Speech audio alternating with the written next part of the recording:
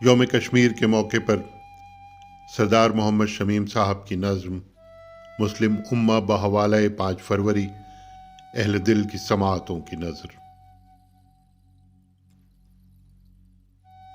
रात मुझको खत मिला एक दुख्तरे कश्मीर का,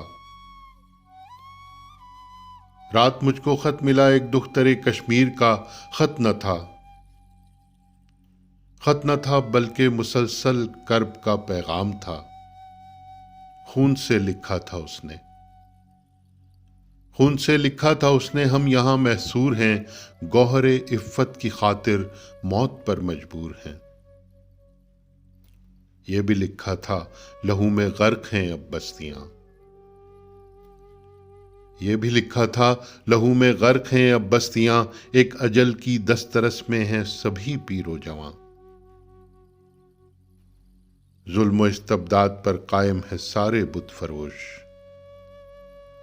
जुल्म इस्तबदाद पर कायम है सारे बुत फरोश। उम्मते मुस्लिम खुदा जाने है बैठी क्यों खामोश। खत को पढ़कर कल्ब में एक शोरिश महशर उठी। खत को पढ़कर कल्ब में एक शोरिश महशर उठी। खून दिल पीकर ज़बां कुछ यूं सुखन गुस्तर हुई। उम्मते मुस्लिम तो अपनी उम्र पूरी कर गई, अपनी नामर्दी का पीकर जहर कातिल मर गई। रात मुझको खत मिला एक दुख्तरे कश्मीर का।